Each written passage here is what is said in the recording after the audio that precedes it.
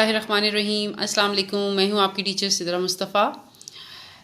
Major endocrine glands human body में जो हैं उनके नाम एक ओवरव्यू देखिए। Pituitary gland, pancreas, gonads, testis in case of males, ovaries in case of females, adrenal gland, thyroid gland and parathyroid gland.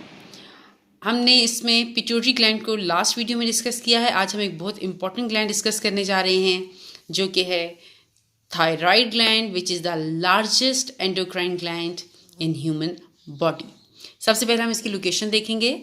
Thyroid gland it is present in our neck region, जैसे आपको नज़र आ रहा है, below larynx और trachea से ऊपर 2 lobes की form में जो थायराइड ग्लैंड है वो प्रेजेंट होता है। उसके बाद हार्मोन्स देखिए। हार्मोन्स जो रिलीज कर रहा है थायराइड ग्लैंड वो आपके सामने आपको नज़र आ रहा होगा। T3, T4, these are called thyroxine hormone. T3 is for triiodothyroxine and T4 thyroxine hormone. दूसरा कैल्सिटोनिन है।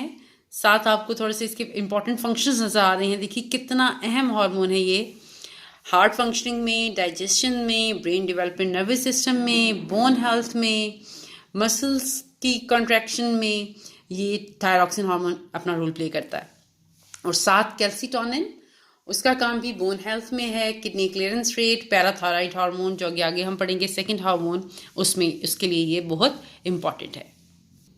आइए अब हम इसको थोड़ा सा समझते हैं ये क्या है और कैसे होता है। सबसे पहले इसकी सिक्रीशन, थायराइड ग्लैंड की सिक्रीशन कहाँ से कंट्रोल हो रही है।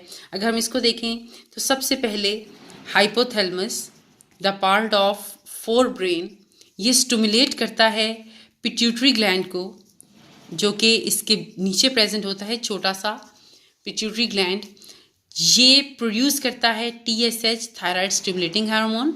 ये फिर जाता है थायराइड ग्लैंड के पास और फिर थायराइड ग्लैंड को ये कहता है कि चलो जी अब तुम रिलीज करना शुरू करो thyroxine, which is very important hormone in human body. So it releases thyroxine.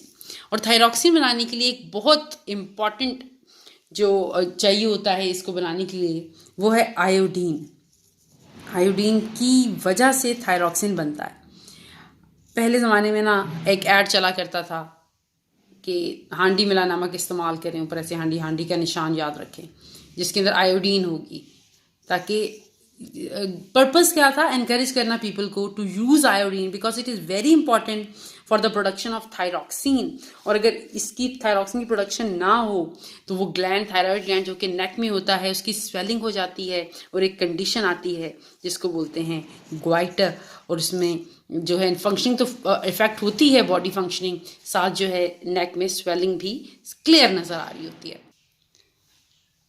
Next इसमें देखिए जो थायराइड ग्लैंड है इसका काम क्या है। थायरॉक्सिन तो रिलीज कर दिया। थायरॉक्सिन क्या करता है, थायरॉक्सिन ब्रेक डाउन करता है फूड का, यानी कि ऑक्सीडेशन हुई, ब्रेक डाउन ऑफ फूड, और उससे एनर्जी रिलीज करता है for body function. Break down of food for the release of energy. अब इसमें 2 कंडीशन है। एक कंडीशन है अंडर प्रोडक्शन, जितना चाहिए हर चीज़ एक रिक्वायरमेंट के अकॉर्डिंग प्रोड्यूस होती है बॉडी के अंदर कि हाँ जी इतनी चीज़ की ज़रूरत है। अगर अंडर प्रोडक्शन हो रही है उस कंडीशन को हम बोलेंगे hypothyroidism, from the word hypo means low. और द सेकंड, अगर ओवर प्रोडक्शन हो रही है तो दोनों कंडीशंस अच्छी नहीं हैं कि क्यों भाई ये आप ज़्यादा प्रोड्यूस कर रहे हैं, बॉडी की इतनी रिक्वायरमेंट ही नहीं है, तो उस कंडीशन में हाइपोथायरॉइडिज्म होता है, from the word hyper means high. तो क्या होता है हाइपोथायरॉइडिज्म में, ये इसके अंदर अगर अंडर प्रोडक्शन हो रही है तो किस तरह इसके जो सिम्टम्स जाहिर होते हैं, it is characterised by the low energy production, क्योंकि ये एनर्जी बना रहा है। जब एनर्जी लो बन रही है it slows down heart beat बहुत स्लो हो जाती है। और इसी के ऑपोजिट हाइपरथायरॉइडिज्म है, ओवर प्रोडक्शन हो रही है तो इसका मतलब है एनर्जी प्रोडक्शन बॉडी रिक्वायरमेंट से ज़्यादा हो रही है। हम कहेंगे ये बड़े काम की बात है, नो, काम की चीज़ नहीं है। क्यों, एनर्जी ज़्यादा बनना भी बॉडी की रिक्वायरमेंट नहीं थी, बॉडी की रिक्वायरमेंट है तो ये क्या करेगा, ये इंक्रीज कर देगा हार्ट बीट को, ये फ्रीक्वेंट इसमें आपके स्वेटिंग होगी बहुत ज़्यादा, मेटाबॉलिक रेट जो हाई हो जाएगा। फिर शिवरिंग ऑफ हैंड्स, जनरल जो इसमें आती है, जिनको थायराइड का प्रॉब्लम होता है बहुत ज़्यादा शिवरिंग होती है उनके हैंड्स में, उनकी बॉडी में शेकिंग फीलिंग आती है, उनको लगता है बस अभी गए। तो ये वाली कंडीशंस 2 हैं in case of thyroid gland जो थायरॉक्सिन रिलीज कर रहा है। अगर अंडर प्रोडक्शन हो तो condition is known as hypothyroidism, और अगर ओवर प्रोडक्शन हो the condition is known as hyperthyroidism. जी, उसके बाद दूसरा हार्मोन जो रिलीज कर रहा है उसका नाम है कैल्सीटोनिन। कैल्सीटोनिन का क्या काम है?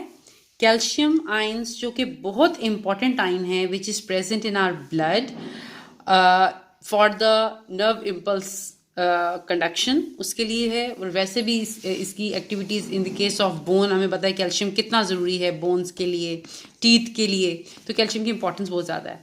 कैल्सीटोनिन क्या करता है? ये डिक्रीज करता है level of calcium ion in the blood, कि हमारे ब्लड के अंदर for example calcium is flowing, तो इसको वहाँ से एब्जॉर्ब करके कहेगा नहीं यार इसको जो है बोन पर डिपॉजिट करें, तो उसके लेवल को इन द ब्लड कैल्सीटोनिन डिक्रीज कर रहा है और इसकी एब्जॉर्प्शन को बढ़ा रहा है ऑन टू द बोन्स।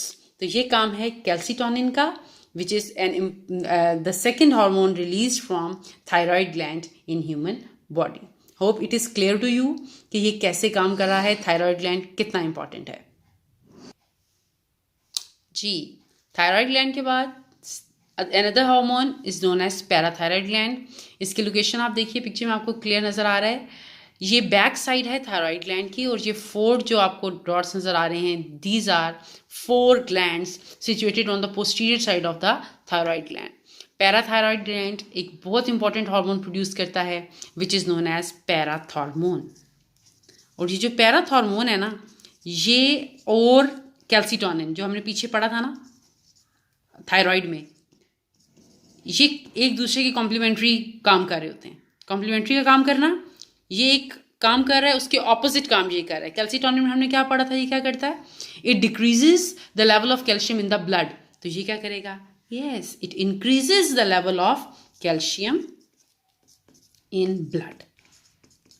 अच्छा, अब ये रिलीज हो रहा है, अगर ये कम या ज्यादा रिलीज हो तो क्या होगा? देखिए, इफ कंडीशन इज ये ज्यादा हो गया, ओवर प्रोडक्शन हो रही है पैराथॉर्मोन की, तो क्या होगा? कैल्शियम आयंस ये absorb from the bones and added to the blood. अब कैल्शियम उसने तो रिटेन रखना है, वो बोन्स से कैल्शियम को उतार के इसको भेजेगा ब्लड में। इतनी चाहिए ही नहीं था, बोन्स की अपनी रिक्वायरमेंट है, ब्लड की अपनी रिक्वायरमेंट है, लेकिन पैराथॉर्मोन ज़्यादा सिक्रीट हो रहा है, इसने अपना ही काम करना है। इसकी जाने बुला कि भाई रिक्वायरमेंट कितनी है, ये तो जो कंट्रोल कर रहे हैं वहाँ पे मसला बन गया। अब पैराथॉर्मोन ज़्यादा रिलीज हुआ, ये कैल्शियम को उतारेगा बोन से और जाकर इसको भेज देगा इन टू द ब्लड। ब्लड में भेजने के बाद नुकसान क्या होगा? बोन्स बिकम ब्रिटल, वीक हो जाएंगी, फ्रैक्चर होने के चांसेस बढ़ जाएंगे। और दूसरी बीमारी क्या होगी? जब कैल्शियम आयन जो कि नर्व इम्पल्स कंडक्शन में अपना रोल प्ले कर रही हैं, तो नर्व बहुत ज़्यादा, आप ये कहेंगे फंक्शनिंग ऑफ न्यूरॉन्स जो है वो कंट्रोल से बाहर हो जाएगी। फंक्शनिंग ऑफ फिर मसल जो है इफेक्ट होगी, और एक कंडीशन आएगी, उस कंडीशन को बोलते हैं टेटनी, जिसमें नर्व इम्पल्स कंट्रोल से बाहर हो जाती हैं, एक्साइटेड हो जाती हैं न्यूरॉन्स, और बिला वजह की मसल ट्विचिंग, क्रैम्प्स और कन्वल्जन्स वगैरह पैदा होते हैं। तो एक कंट्रोल्ड अमाउंट में हार्मोन्स की प्रोडक्शन बॉडी की रिक्वायरमेंट होती है, अगर उससे थोड़ा सा आगे पीछे हो जाए, कम या ज़्यादा हो जाए, तो वो नुकसानदेह होता है। Hope thyroid and parathyroid glands जो हैं दोनों, इनकी सिक्रीशंस क्लियर टू एवरीवन। आपको वीडियो अच्छी लगी, सब्सक्राइब करें, लाइक करें, और कमेंट सेक्शन में ज़रूर अपने कमेंट्स दें। कोई प्रॉब्लम हो तो ज़रूर बताएं। बहुत शुक्रिया।